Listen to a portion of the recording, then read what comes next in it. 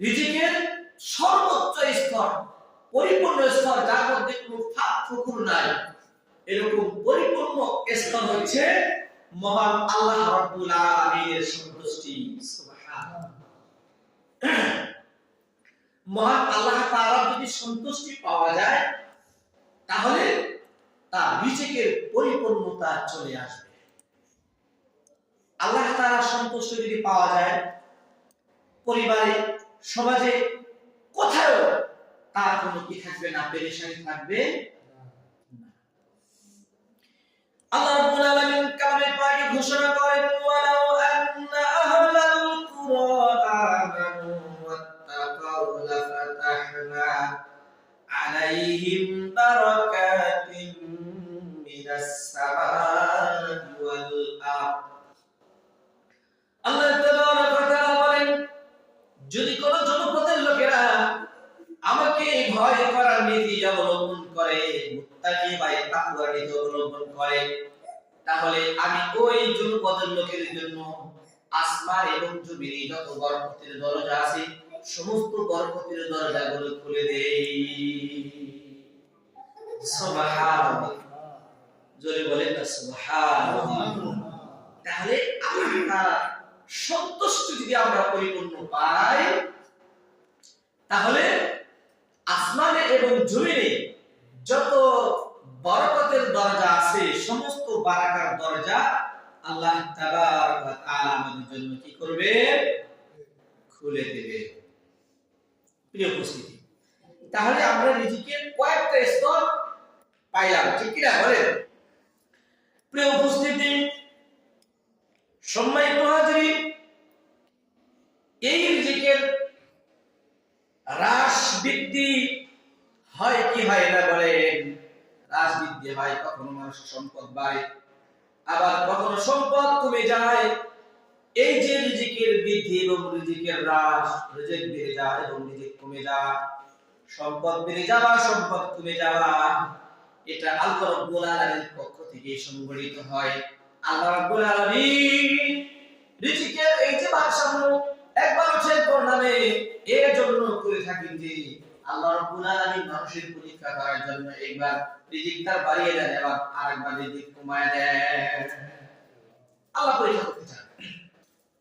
আল্লাহ তাবারক ওয়া তাআলা সূরাতুল বাকারা 155 নম্বর আয়াতে আল্লাহ রাব্বুল আলামিন বলেন, ওয়ালা নাবলুওয়ান্নাকুম বিশাইইন মিনাল খাউফি ওয়াল জু'i ওয়া নাকসিম মিনাল আমওয়ালি ওয়াল আনফুসি ওয়াত তামারাত ওয়া বাশশিরিস সাবিরিন। আল্লাহ রাব্বুল আলামিন বলেন, ওয়ালা নাবলুওয়ান্নাকুম, অবশ্যই আমি তোমাদেরকে পরীক্ষা করব, ওয়ালা নাবলুওয়ান্নাকুম বিশাইইন মিনাল খাউফ, কিছু ভয় দিয়ে তোমাদেরকে পরীক্ষা করব, ওয়াল জু'i, ক্ষুধার্ত দিয়ে তোমাদেরকে পরীক্ষা করা হবে, তোমাদের সম্পদ বিনষ্ট করে তোমাদের পরীক্ষা করা হবে, এবং তোমার সন্তান সন্ততির মাধ্যমেও তোমাদেরকে পরীক্ষা করা হবে। পরীক্ষা হবে। সম্পদ একবার দেখবেন বেড়ে গেছে, আবার কোনো কারণে, কোনো বিপর্যয়ের কারণে একদম সম্পদ নষ্ট হয়ে গেছে, ধ্বংস হয়ে গেছে। আল্লাহ রাব্বুল আলামিন এগুলো এই জন্যই করে যে আল্লাহ রাব্বুল আলামিন এই সম্পদের হ্রাস এবং বৃদ্ধির মাধ্যমে তার বান্দাদেরকে পরীক্ষা করে থাকে। যে কেউ এই পরীক্ষার সম্মুখীন হতে পারে, যে কোনো সময় আল্লাহ রাব্বুল আলামিনের বান্দা যারা যে কোনো সময় এই পরীক্ষার সম্মুখীন হতে পারে। সম্মানিত উপস্থিতি, প্রিয় হাজিরিন, আমরা যদি আল্লাহ তাবারক ওয়া তাআলাকে সন্তুষ্ট করতে পারি, আল্লাহ রাব্বুল আলামিনকে যদি রাজি খুশি করতে পারি এবং আল্লাহ রাব্বুল আলামিনের উপর যদি ভরসা করতে পারি, তাহলে আল্লাহ রাব্বুল আলামিন তার পক্ষ থেকে আমাদের সকলকে অগণিত নিয়ামত দ্বারা, অগণিত রিজিক দ্বারা পরিপূর্ণ করে দেবে। প্রিয় উপস্থিতি, আমরা যদি পশু পাখির দিকে লক্ষ্য করি, লক্ষ্য করি কোন পাখি তো ধন সম্পদ সঞ্চয় করে না, করে বলেন করে না। পাখি আল্লাহর নাম নিয়ে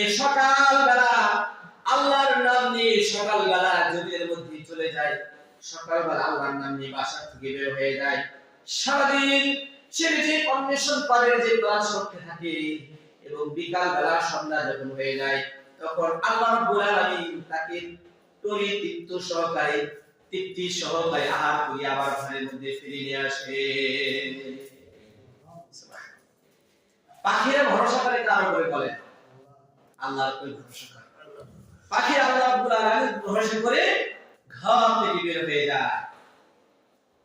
আল্লাহ রাব্বুল আলামিন তাদেরকে বিকেল বেলা একদম পরিপূর্ণ আহার করিয়ে বাসার মধ্যে নিয়ে আসে। সুবহানাল্লাহ ওয়া বিহামদিহি, সুবহানাল্লাহ ওয়া বিহামদিহি। প্রিয় উপস্থিতি, মুমিনরাও যদি এই পাখিদের মতো একনিষ্ঠভাবে খালিসভাবে আল্লাহর উপর ভরসা করতে পারে, আল্লাহর উপর যদি তাওয়াক্কুল করতে পারে, তাহলে আল্লাহ রাব্বুল আলামিন তাদের রিজিকের ব্যবস্থা করে দেবে। সুবহানাল্লাহ। প্রিয় উপস্থিতি, আল্লাহ রাব্বুল আলামিন বলেন ওয়ায়ারযুকুহু মিন হাইসু লা ইয়াহতাসিব ওয়া মান ইয়াতাওয়াক্কাল আলাল্লাহি ফাহুয়া হাসবুহু। আল্লাহ রাব্বুল আলামিন এমন পন্থায় তাকে রিজিক দিবেন যা সে কল্পনাও করতে পারে না। যে ব্যক্তি আল্লাহ রাব্বুল আলামিনের উপরে তাওয়াক্কুল করবে, আল্লাহ রাব্বুল আলামিনের উপরে ভরসা করবে, আল্লাহ রাব্বুল আলামিন ব্যক্তিকে এমন জায়গা থেকে এমন পন্থায় এমন রিজিক দিবেন যে সে কখনো কল্পনাও করতে পারে না। আল্লাহ রাব্বুল আলামিন বলেন ওয়া মান ইয়াতাওয়াক্কালু আলাল্লাহি ফাহুয়া হাসবুহু। যে ব্যক্তি আল্লাহ রাব্বুল আলামিনের ভরসা করে, আল্লাহ রাব্বুল আলামিন তার জন্য যথেষ্ট। সুবহানাল্লাহ। আমাদের জন্য আল্লাহই যথেষ্ট, মুমিনদের জন্য আল্লাহই যথেষ্ট। সময় তো বুঝতেছি, আমি বিতর্কিত বিষয় আলোচনা করি না, তবু এখানে একটা কথা বলছি। দেখেন, রিজিক একমাত্র আল্লাহর পক্ষ থেকেই হয়, ঠিক কি না বলেন? আমরা কিছুদিন পূর্বে পত্র পত্রিকায় দেখেছি কিছু কিছু অঞ্চলের মানুষেরা তারা বলাবলি করেছে, হ্যাঁ আমরা তাদেরকে অর্থাৎ বাংলাদেশিদেরকে এটা দেব না সেটা দেব না, ঠিক না, পেঁয়াজ দেব না, তারপরে কি বলে খাদ্যদ্রব্য আমরা বাংলাদেশে পাঠাবো না, বাঙালিরা কি করবে, না খেয়ে মারা যাবে, ঠিক না, বলছে কিনা? এরকম বলছে কিনা? পরিশেষে কি হয়েছে? পত্র পত্রিকা আবার ফিডব্যাক এসেছে, আমরা দেখেছি যে বাংলাদেশিরা না খেয়ে মরে নাই, বুঝছে, মরে নাই, কিন্তু তাদের ওই 12টা বেজে গেছে, তারাই আত্মহত্যা করতেছে, তাদের কৃষকরা আত্মহত্যা করতেছে এবং তাদের বিরুদ্ধে প্রতিবাদের গর্জন চলছে কিনা বলেন? তাহলে মুমিনদের জন্য একমাত্র কে যথেষ্ট বলেন? আল্লাহ। আল্লাহই যথেষ্ট। ওয়ায়ারযুকুহু মিন হাইসু লা ইয়াহতাসিব। যে আল্লাহ রাব্বুল আলামিন এমন পন্থায় রিজিক দিবেন যা সে কল্পনাও করতে পারে না। সুবহানাল্লাহ ওয়া বিহামদিহি, সুবহানাল্লাহিল আযীম। আল্লাহ রাব্বুল আলামিন বলেন ইন্নাল্লাহা হুয়ার রাজ্জাকু যুল কুওয়াতিল মাতিন। একমাত্র রিজিক দাতাকে বলে আল্লাহ। আল্লাহর নাম হচ্ছে আল্লাহুর রাজ্জাক। আল্লাহ কি বলে? আল্লাহ হচ্ছে রাজ্জাক। সুবহানাল্লাহ। প্রিয় উপস্থিতি, প্রিয় হাজিরিন, আমরা আসলে আল্লাহকে প্রকৃত রিজিক দাতা মনে করতে পারি নাই। আমরা যদি প্রকৃত পক্ষেই আল্লাহ রাব্বুল আলামিনকে প্রকৃত রিজিক দাতা মনে করতে পারতাম, তাহলে কখনো কোথাও আমাদের কোনো বিপর্যয় নেমে আসতো না। প্রিয় হাজিরিন, আপনারা বলতে পারেন, প্রশ্ন করতে পারেন, হুজুর আমরা তো আল্লাহর ইবাদত করি, আল্লাহর উপরে ভরসা করি, কিন্তু দেখা যায় অনেক কেউ টাকার অভাব নাই, আবার কারো টাকা নাই। এমন এমন মানুষ আছে, এমন সম্পদ আছে, সম্পদ খাওয়ার লোক নাই। আবার এমন মানুষ আছে যাদের খাওয়ার জন্য কিছুই নাই। আছে কিনা বলেন? এই সিস্টেম, এই পদ্ধতি আল্লাহ রাব্বুল আলামিন করেছেন। আল্লাহ রাব্বুল আলামিন এই পদ্ধতি কেন করেছেন? আল্লাহ রাব্বুল আলামিন নিজেই বলছেন। আপনারা যদি পবিত্র কুরআনুল কারীম খুলে দেখেন, পবিত্র কুরআনুল কারীমের সূরাতুশ শুআরা খুলে যদি 27 নম্বর আয়াতটা বের করেন, সেখানে আপনারা দেখবেন আল্লাহ রাব্বুল আলামিন বলেন, ওয়ালাউ বাসাতাল্লাহু লিইউযিকা লিইবাদিহি লাবাগাউ ফিল আরদি ওয়ালাকিন ইউনাজ্জিলু বিকাদারিন মা ইয়াশা। আল্লাহ রাব্বুল আলামিন কত সুন্দর করে আমাদেরকে বলছেন, ও দুনিয়ার মানুষেরা, ওয়ালাউ যদি আল্লাহ রাব্বুল আলামিন সব সম্পদ সবাইকে যদি সমানভাবে অনেক সম্পত্তি দান করতেন, সবাইকে যদি সমানভাবে রিজিক দিতেন, তাহলে পৃথিবীর মধ্যে তারা এমন বিদ্রোহ তৈরি করত, দুনিয়ার মধ্যে তারা তুফান সৃষ্টি করে ফেলত।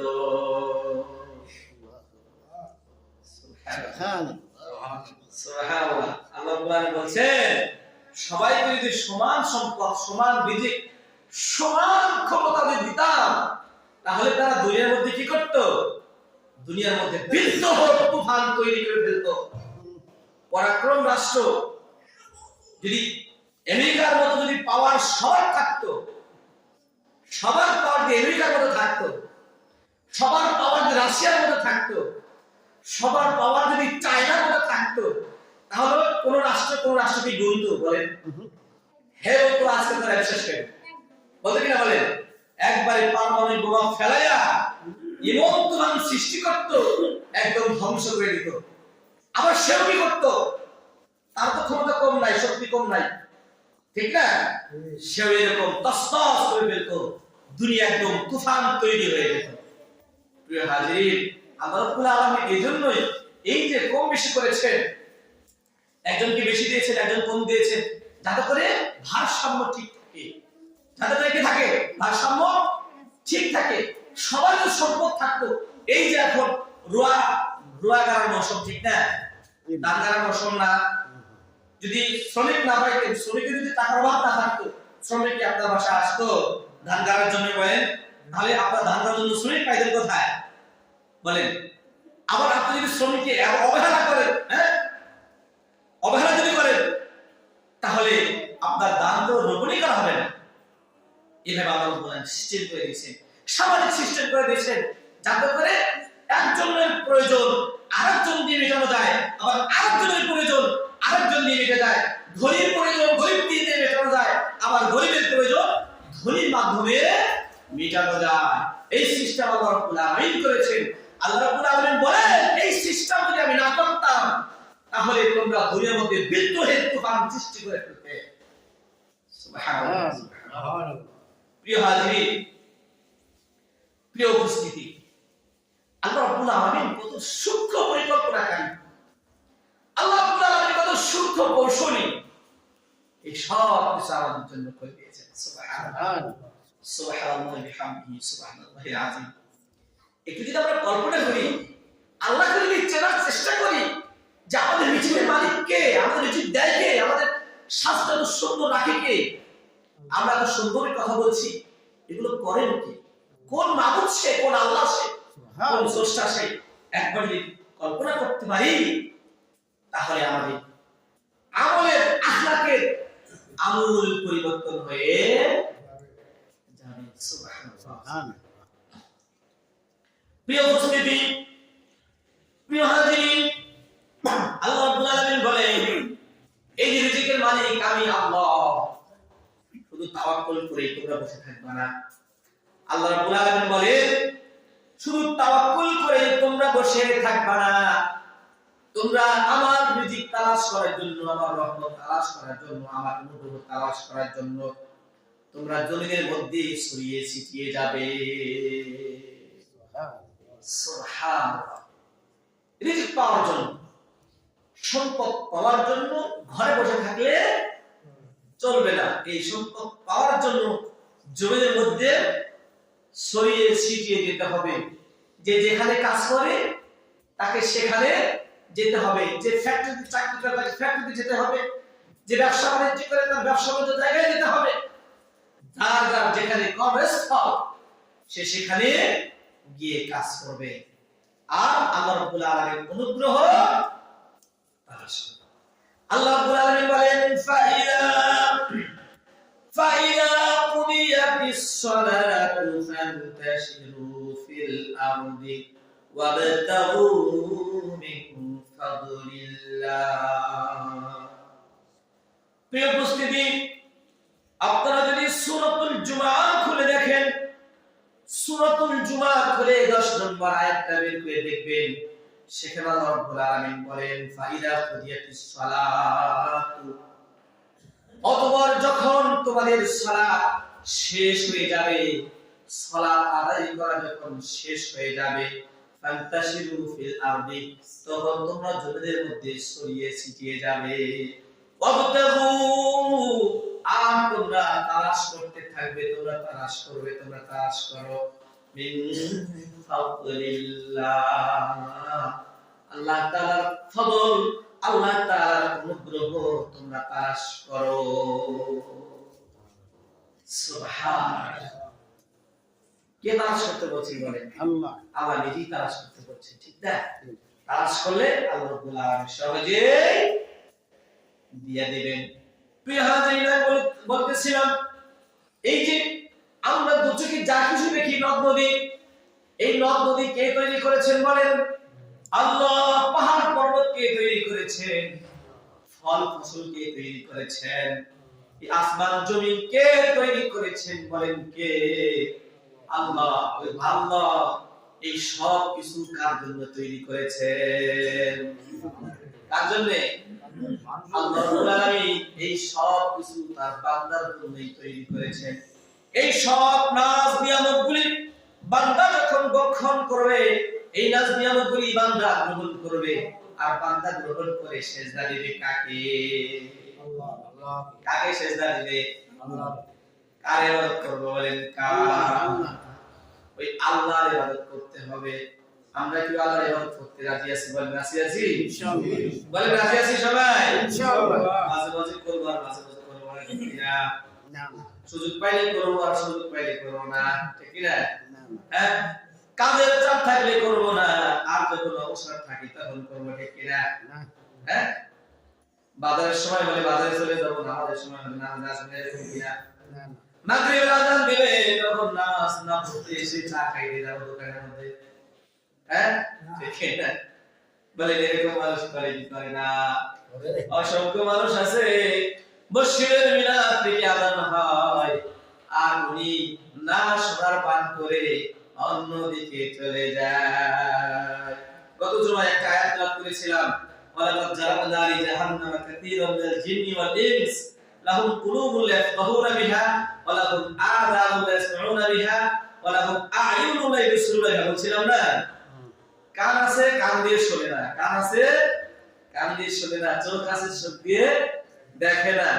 কাদের কথা বলছে জানেন? এই যে আজকে আযান মধ্যে চলে আসছে, আযান হয় সে না শোনার ভান করে চলে যায়। আযান হয় কি জন্য বলে? নামাজ পড়ার আহ্বান করা হয়, ঠিক না?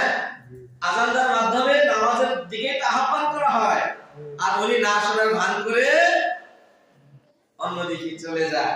আল্লাহ পাক বলছে, এজন্যই বলছেন যে কান আছে কান দিয়ে শোনে না, দুনিয়ার সব শুনে, নামাজের আহ্বান হয় নামাজের আহ্বান শোনে না।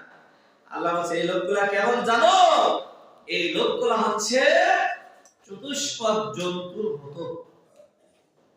এখন বলেন, এটা যদি ব্যাখ্যা করেন, চতুষ্পদ জন্তুর মতো যদি ব্যাখ্যা করেন, চতুষ্পদ জন্তু কি কি আছে? ভালো আছে, মন্দ আছে, আবার নিকৃষ্ট আছে। চতুষ্পদ জন্তুর মধ্যে নিকৃষ্ট প্রাণীও আছে না নাই? আছে কি না? কুকুর, কুকুর কি নিকৃষ্ট না? ভেজা কুকুরের শরীর যদি জামার মধ্যে লাগে সেই জামাও কি হয়ে যায়, তাহলে কত নিকৃষ্ট। আবার খিনজির আছে না, খিনজির আছে কিনা বলে।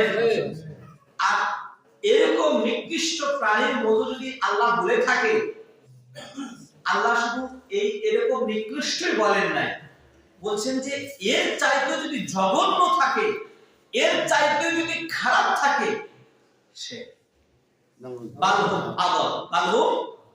বরং এর চাইতেও নিকৃষ্ট, এর চাইতে খারাপ। নাউযুবিল্লাহ। এখন যদি আমরা নিজেদের মধ্যে যদি এটা কি করি, আমরা যদি নিজেরাই নিজেদের বিচার করতে থাকি, এই কথা যদি আমরা নিজেদের দিকে নিয়ে যাই, নিসবত করি, তাহলে নিজের বিচার নিজেই করতে পারবো। আসলে আমরা চতুষ্পদ জন্তু চাইতে ভালো না খারাপ, এটা যদি আমরা করতে পারি, তাহলে আমাদের বেধা, আমাদের বুদ্ধি খুলে যাবে। তখন আমরা বুঝতে পারবো, তখন আমাদের দিকে ফিরে আসতে পারবো। আল্লাহ বলছেন এরা হচ্ছে ক্ষতিগ্রস্ত, উলাইকা হুমুল খাসিরুন, এরা হচ্ছে ক্ষতিগ্রস্ত। প্রিয় উপস্থিতি হাজিরিন, তাহলে ওই আল্লাহর হুকুম পালন করতে পারবো তো? বলেন ইনশাআল্লাহ পারবো না? ওই আল্লাহ রাব্বুল আলামিন আমাদের উপরে যা কিছু ফরজ করেছেন, সমস্ত ফরজগুলো আমরা পালন করব। পারবো ইনশাআল্লাহ? ইনশাআল্লাহ। দেখা যায় ৫ ওয়াক্ত নামাজ, ৫ ওয়াক্ত সালাত, এই ৫ ওয়াক্ত সালাত কি করতে পারবো ইনশাআল্লাহ? পারবো কিনা বলেন? সবাই পারবো? খালি জুমার দিনে ৫ ওয়াক্ত পারবো ইনশাআল্লাহ? আল্লাহ রাব্বুল আলামিন আমাদের সকলকে ৫ ওয়াক্ত সালাত যথা সময়ে যথা নিয়মে আদায় করার তৌফিক দান করুন, আমিন। এই যে শীতের মৌসুম, ঠিক না? শীতের মৌসুম যদি আপনি সালাত করতে পারেন, আপনি ডাবল সওয়াব পাবেন। কিভাবে বলেন? ডাবল সওয়াব পাবেন, নামাজের সওয়াব পাবেন, এবং এই শীতের মধ্যে কষ্ট করে যে আসে, এই কষ্টেরও সওয়াব পাবেন। এই যে প্রচন্ড ঠান্ডা পানি, বরফ পানি উযু করেন, উযু করার সওয়াব আছে না নাই? আছে। উযু করার সওয়াব তো পাবেন। এই ঠান্ডা পানি দিয়ে উযু করার কারণে যে আপনার যে কষ্ট হবে, এই কষ্টেরও সওয়াব পাবেন। পাবেন না ইনশাআল্লাহ? তাহলে নামাজ কি পড়া যাবে তো? পারবো তো আমরা ইনশাআল্লাহ? ইনশাআল্লাহ।